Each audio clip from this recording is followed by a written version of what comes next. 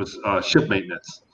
And from there, I was sold to this from the Mars Colony Corporation to the Ceres Colony Corporation. Okay. And put on another train. It was a train. Say that again? You say sold? Sold. Yep. So like the military sold you? Or traded. You can call it traded, whatever. Okay. They put it on a train, and the train went into a tunnel, and there was a huge on Mars, and there was a poof of light, and like disorienting, and the train immediately stopped, and I was on Ceres. I got out, and they were Germans. It was like being the Star Nazi. Series, the Star Series, no, or the planet Ceres, Ceres. Ceres. Okay. Planetoid Ceres, yeah. And so that entire planet is a German breakaway group from the Earth back after World War II that broke away and went there, and they found ruins. There were already caverns and machinery there there was already an abandoned colony there, and they began to expand it and rebuild it, and they moved there. And I lived there for about 12 years of the rest of my 20-year tour. And they were doing trading missions with other stars. They were everywhere that you can imagine. We went to other galaxies.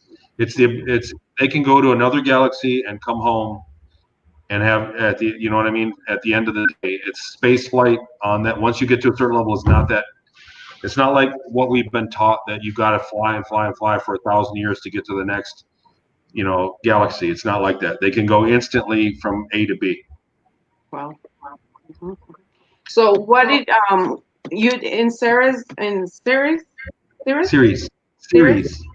did the ship maintenance, and then did you guys have any missions or anything on those ships? Or I remember listening to one of your videos, one of your interviews, and you had come to Earth, right, to fix somebody's. I guess a being was living here, and you guys went to fix some kind of like.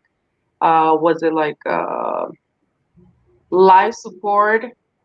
You said you were on the roof. That was Chicago. The Chicago. It was an anti-gravity unit. There was a building on Chicago where there was a reptile living in the top of it, atop of a skyscraper, and he had an anti-gravity unit that was disguised as the air conditioner on top of the building. And we were there. It had a leak in it, and it was leaking mercury, and we called it Quicksilver. And we portaled down and refilled it and did the mission, and we met the thing, and it was a giant reptile, and it was living in a high-rise in Chicago. And so, I mean, that's a reality that it's hard to believe. It's hard for me to say it, but that's what I remember. That's one of the missions we did. We went to the moon, and in the moon there was a room where we portaled directly down to the building so that there was no craft involved. And we put mercury back, and then they had a repair crew already fix the leak. And the reason they use so many different personnel is that the reptile liked to kill people. Oh. And so we were expendable. Okay. Another time when you came to Earth, you went to Diego Garcia Island, right, too? The ship I was on, so later on in my career on Ceres, I was on a different ship. In the beginning, I was on a smaller ship that was converted like a submarine. And that was the first 8 years. And when that was decommissioned, I went to another ship that was a cargo ship. And we would deliver cargo and pick up cargo at Diego Garcia in the Indian Ocean. In the middle of the night, we would go there quite often, monthly sometimes not for a long time, but we went there quite a bit. And we always joked about it because the crew on the ship was European, mostly European people and Americans, and ran by Germans that lived on Ceres. So that was a joke in its own. But we said, we're going to pick up Chinese cargo off or Russian cargo off a Chinese boat at an American base with an Italian first name and a Spanish second name in the Indian Ocean. International. We would crack up, you know what I mean? And we kept building on to that. We kept adding it on. But Diego Garcia, they said the first name was Italian. The one guy was Italian. He said, no, that's an Italian name. And Garcia's a Spanish name. He said, so in the Indian Ocean. So it was like an Italian name with a Spanish name in the Indian Ocean. We'd finish it, and we'd make these long sentences about things, for the Germans in space, on series for the, you know, and it would go on and on and on. For how long time you stay on series? I figure, well, I mean, I don't know. It's not like they celebrated my birthday. I didn't really have a look, but it was about 12 years. 12 Okay. years. So can you tell us about Sirius when you got there? So you got there, and then they immediately took you to fix the ship, do the maintenance on the ship, or? No, when I got there, there was a lot that went on. I went to the doctor. They kept us, so I was slave labor, and they kept us in like a prison without bars, but it was just like a prison. Like you had your individual cell, and then the very first day, they took me to there was a mix-up, and I ended up going to the mine. They mine there. There's a lot of guys that are mining there so that they can build more living space. And the Ceres is a small planet. It's 580 miles in diameter. There's microgravity. So everywhere you go, they have to install gravity plating flooring, which is powered flooring plates that creates artificial gravity for about 30 feet. And I went to the mines, and they said that, you know what I mean? And I remember that they were like, this is where you're going to be for the rest of the time. Like, there was a mix up, and I worked one day in the mines. Like, I did the first day as a mine worker and saw what that was about. It was filthy. And then I rode the train back with the guys. And the next day, I was going to get in trouble. Like, they thought they were going to punish me, like I was hiding. And I said, no, I went to the mines, like I said. And they knew, they uncovered the mix up. And I went to the hangar. They put me on a different train. I had to take a different train in the morning, and I went to the hangar, and I would walk onto the ship, and we had, you know, there was like a big screen that told you what to do and gave you instructions on what to do. And I did maintenance, refilled things and checked things, and we did repairs on it was an old, like a World War II era submarine that had been converted into a spaceship. Oh. And then after that, how do you can you tell us your accident you had right there? Was it that ship, or was it the other one? It was that one. Yep. Was that one? So that ship started breaking down. It started we had to repair important things, and there were things that we couldn't get to. Like in the beginning, we were maintaining it pretty well. When something broke, we'd fix it. But after a while, it was getting to the point where we had to fix certain things, and there were things that we left broke because we couldn't get to it all. And there was a big tube that went to one of the tanks. There were tanks of radioactive fluid, and there were tanks of chemicals that they would change the mixture. I don't know the process. I don't know why, but that they had to change in order for them to go into different methods of flight to make the portal. And one of the valves went bad. We figured out a way to cut it, and we had to physically crawl up in the tube into the pipe and beat on the valve for it to open and close. And when it closed, they could engage some drive, and something could happen. And I got stuck in it one time and got burnt very badly. And after that, they decommissioned the ship because it was a necessary thing. And for them to fix it, they would have to rip the whole ship apart to fix it. So they just decommissioned it. And I trained for a new job. I got promoted because I was injured in service. They said if I was one of their soldiers, I would have got a medal for that. But I was just a slave, so I got a promotion out of it. I got out of maintenance, and they promoted me to cargo. And the new ship that I was on for about the last 2 years, 2.5 years maybe, I was a cargo engineer. Okay, can you talk to us, Antonio? You have questions? Tony, on series is where only human beings or other species? There were humans and 2 other species living there permanently, and there were many different species that always visited. They were always trying to entertain new guests so that they could make up new trade deals.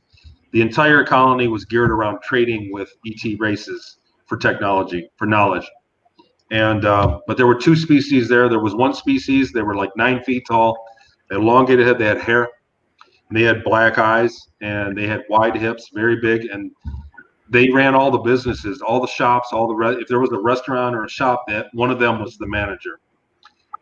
They also had jewelry on them that would turn the gravity down wherever they walked. They were a low gravity species, so when they walked somewhere, the gravity plating would adjust, and they would have lighter gravity around them. There was another species of elongated skulls. They had big eyes, human-looking. They had long, straight hair, and they had weird proportions. And they did all of the,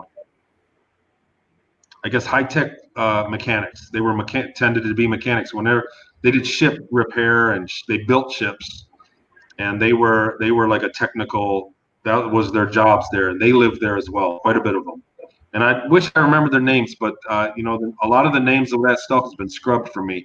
Unless I hear it again, I don't think I'll remember the names. Mhm. But they lived there permanently, and then Germans. The main populace were people that came there from Germany, from Europe. That German type of people, and after World War II. Okay. Tony, you was a slave, right? But they have other kind of slave, only human or other species Just slave. humans. Yep. I only served with human slaves. Oh, Only humans. And so the number, there was about 225,000 people that lived in Ceres Colony at the time. And then something like 40,000, 35 or 40,000 of them were slaves. That only was the number. only humans, right? Human Yes. from Yep. The slave population were people in the 20 and back tour from Earth. All of them. All of them. And your daily life there at Sirius, I know you had your life right there because you spent most of your life there. It was 12 years there, right? Or space. Can you talk to us a little bit about your regular life, your day to day?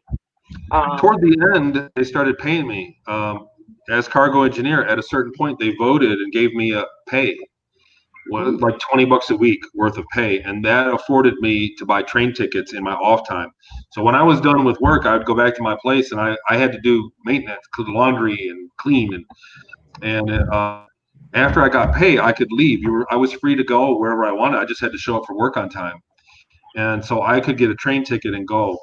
And even though I had a collar, a slave collar, and I had a jumpsuit that marked me, everybody knew I was a slave. But I would go around, and I had friends. I had a life. And did you cook or what did you eat? They had I didn't cook. I didn't know how to cook. So they have the ability to, replicate food, but it was. woman question. Hey, no, that's smart though. I want to know, like, what happened? There was a bathroom. We brushed our teeth. We had to shower. Hello, Laura. Oh, I want to know. I want to know if they had machines that could make food, and it was slimy. They would come out with a slimy food. They had machines that could make it. You put an empty bowl in it and pressed what you wanted, and then 5 minutes later, it was piping hot. You'd have your bowl of soup there waiting for you, and it was like 3D printed, but on a molecular level. So they were machines that could just make food.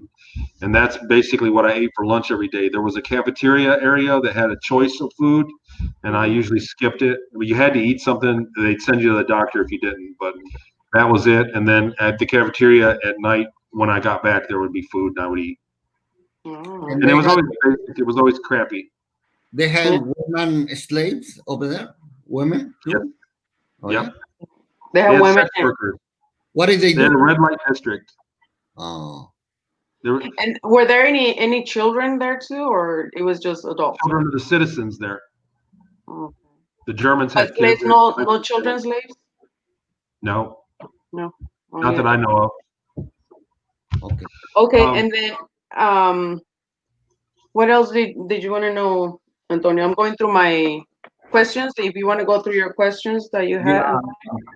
I have a very good question, but maybe when he talked with us about the craft, he was on with the Dark Fleet, something like that, right? Yes. Yeah. Yeah, because I remember when you talking about that craft, you say you went to Pleiades. What does that mean? The Pleiades? We did end up trading in the Pleiades, which we thought was for advanced. We thought we were trading with the Mayan breakaway Maya. Mayan, Yeah.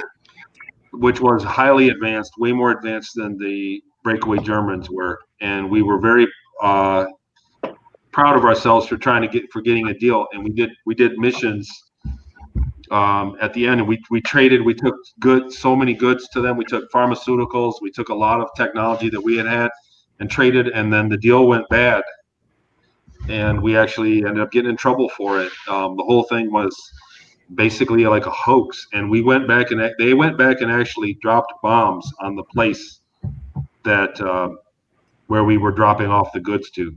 So the Mayan, they are human beings like us. Yes. Yes, they are the same Mayan live right here on Earth, or they are another. They're a breakaway from the Mayans that were on Earth. They have several worlds in the Pleiades cluster, so that they were very highly advanced technologically.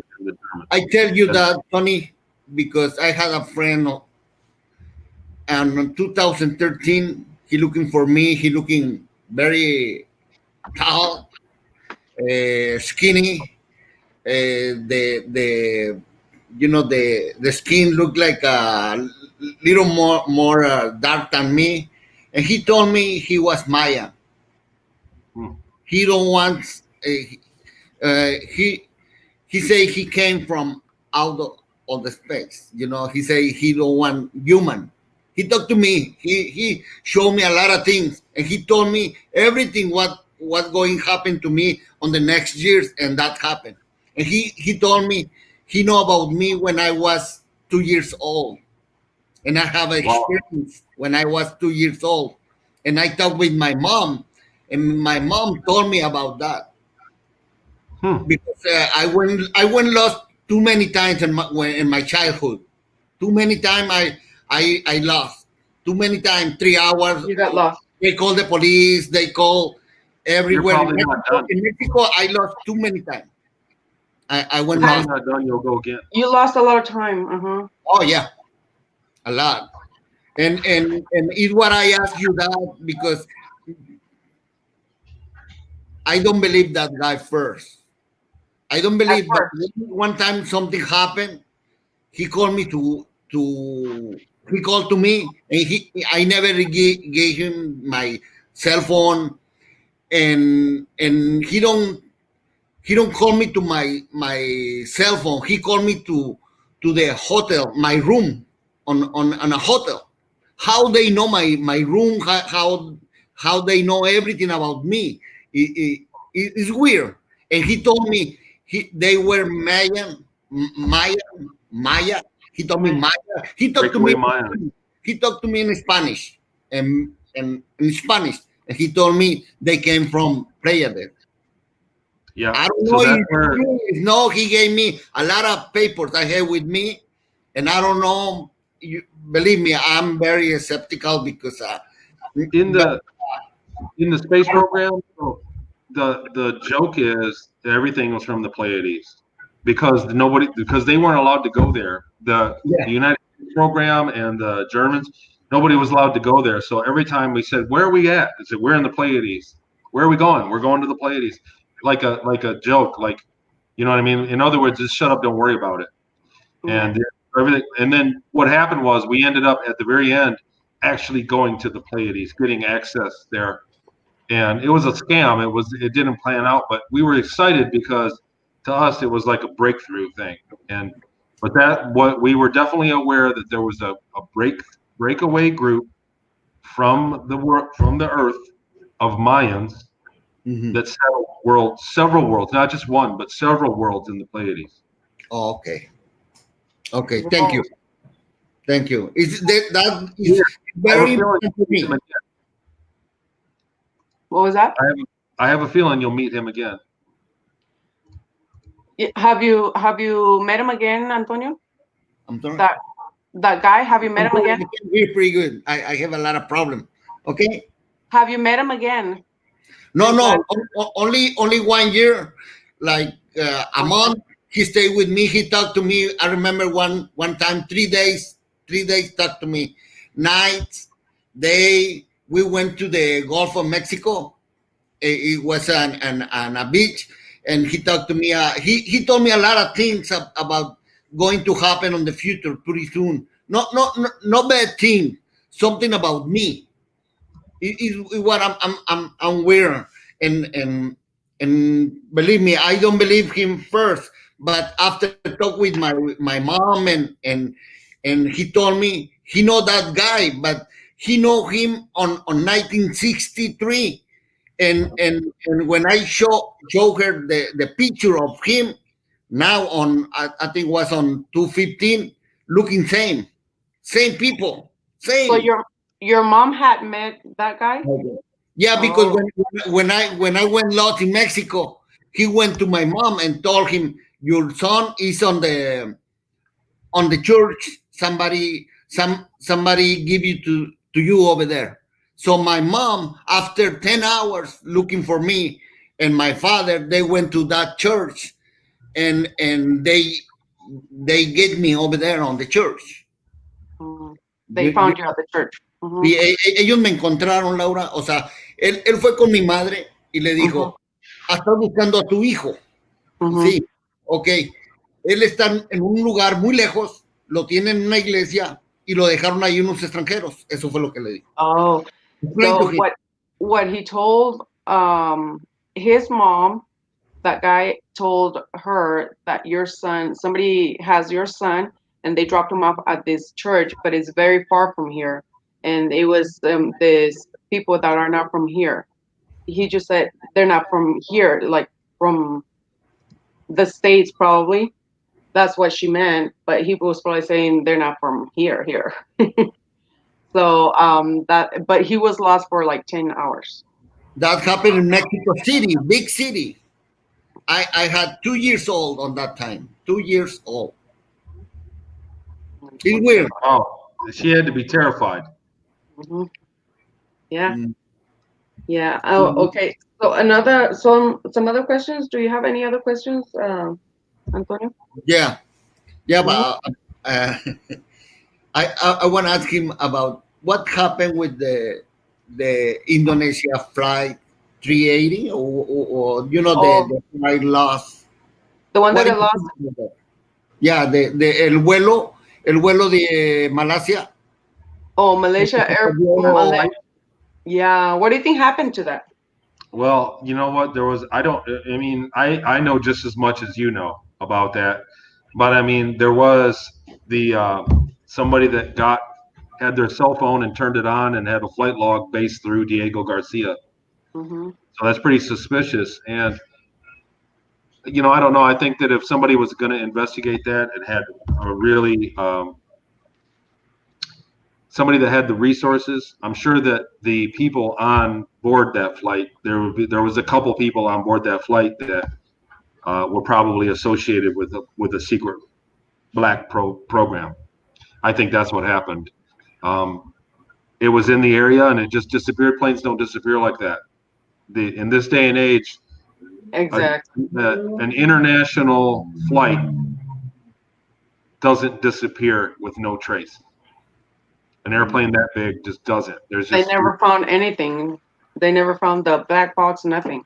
Yeah, but then they had the phone call from Diego Garcia, which is also which I've come forward and said is also, it's a nuclear class base for the United States, and also a secret space program base for otherworldly programs. So, and then all of a sudden they have a phone call coming from there, and then that was cut out, and then the logs were deleted after that. So something happened, something fishy, and I believe it was taken. I believe the flight was taken and probably went there, and those people taken for who knows what. Tony, sorry for my question, because it's because some people ask me about you, for this question. The other question is, what do you think about the present, about Q, Trump, and all these things happen right now on the present, like COVID and everything like that? What do you think about that? Right now, we are seeing the extent of mind control on society. The media is really working hard to undermine Trump, no matter what he does.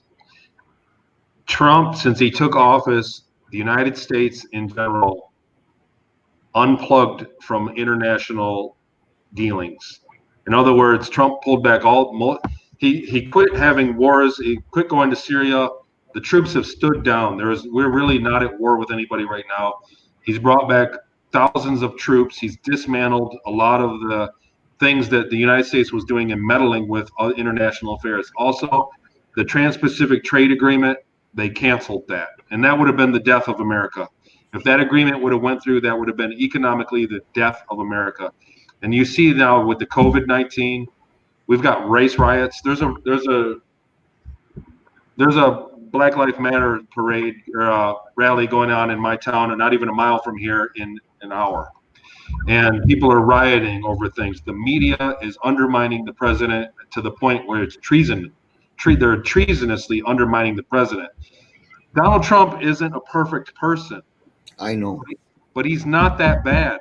Yeah, I know. Nobody on this green earth deserves to get the criticism that he's gotten since he's been president, the highest office in the land. Nobody can get that kind of scrutiny from CNN, and your own mother would hate you. If it was me that they put on CNN and every single thing pointed to what a jerk I was, after 2 years of it, 4 years of it, my own mother would hate me. People are being programmed to hate the president because the president is unplugging and deviating from an international organization that's been running the countries behind the scenes all along. So what we're really seeing is Trump is the front man for the people in the Pentagon and for a secret space program that is now breaking away from an international space program. And we're going to get disclosure. And it's all prior to a disclosure event. They want to disclose. They were going to kill the United States economy, crash the dollar, and then the Chinese were going to come out on top and have a disclosure in China. Now the disclosure is going to happen probably still in China or wherever, but the United States is going to be on a different footing than part of the international community with no money. So, I mean, I think what you're seeing now are major players, major things happening for a post-disclosure footing, for where we're going to be post-disclosure, what the United States is going to be post-disclosure, what the world is going to look like after they disclose. And we have not only knowledge of ETs, but dialogue with extraterrestrials, like them coming down and sharing knowledge with us, with the masses. We're going to get that. That's going to be the first thing. It's going to happen soon, within 10 years, I'd say. Hopefully. Yeah, we've been waiting. That's why we wanna kind of. They don't have a choice anymore. People are starting to get. There's enough things that 20 years ago, what could you build in your garage? Not much. I mean, machines. Nowadays, you can build computers. You can build very fast. You can build telescopes that can find the extraterrestrial life. Now we're at a level of everyday technology. The everyday man has access to technology. Not everybody in the world, but I'm saying certainly people in the United States. Pretty soon, they're not going to be able to hide the programs for very long. Like, they can erase your videos, but sooner or later, someone's going to be able to sort that out. Our homegrown technology is to the point where we're going to prove the programs. So they've got to come out and just tell us. There's so many evidence now. I mean, everybody with a camera, they're pointing at the moon. They're pointing at the skies now. A lot of people are just looking for evidence, and they're trying to get evidence, and they're getting evidence a lot. There's this lady that I follow. Her name is Maria something. She always has her cameras pointing at the moon, at the sky. She's showing the ships where they camouflage and everything. So that's why we wanted to bring you on and do an interview with you, because a lot of the Spanish-speaking people, they don't know any of this, and they don't believe. And we want to open their eyes to the stuff that we. To people that don't believe in any of it, it would be strange if you didn't believe me. If you didn't know or have your own kind of, most of the people that watch these videos that come to this have had some kind of sighting or something strange. That's what draws them to the subject. Yep. If you never had that and you heard this information and you believed it automatically, that would be weird. That would be unusual. You should not believe it. you should keep researching it because there's droves of information. Okay, my own interviews, there's a lot that I've spelled out that supports my case. There is a lot of evidence, not only to me, but there are other people that have come forward. Randy Kramer, there's a lot. Exopolitics, you've mentioned Dr. Salad. There's a lot of information, supporting information. And the thing is, the biggest pieces of information are that they're calling things out that have yet to happen. And they have called out things prior to them happening. So how would that happen if it was all BS?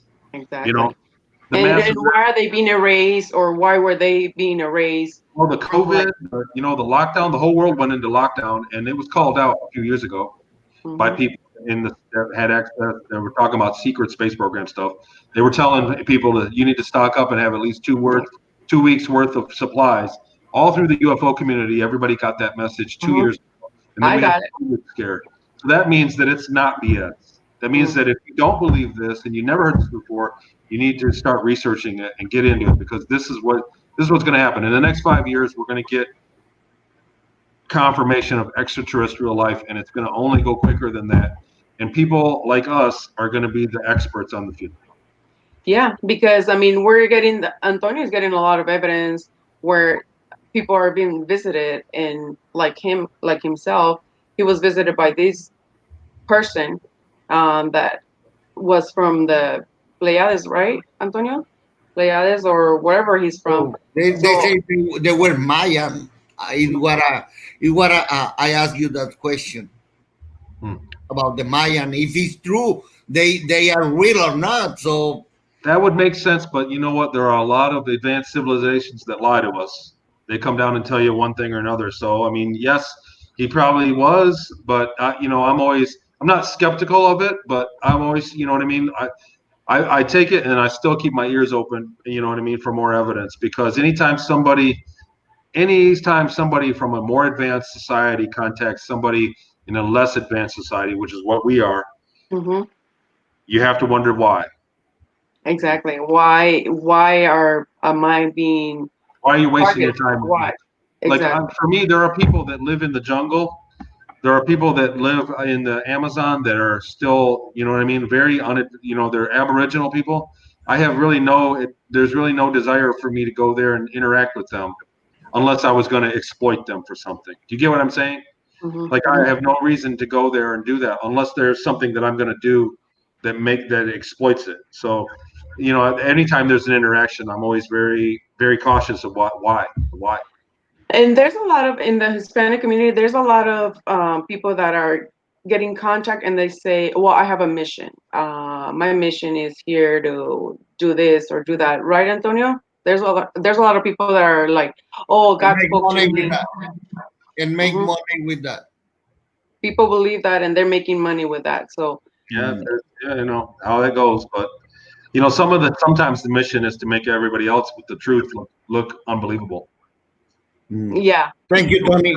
Thank you. It's been a pleasure. I'm happy to talk about it, and I'm happy to talk again in the future. Let me know when you get the link up. I'll share it on my pages and info. I'll pass it out there to people. So yeah, I'll send it to you. I'll send it to you, and send me those pictures or those drawings. I will. I'll get you some pictures. So I can put them on the video. Okay. Well, thank you so much. Thank you.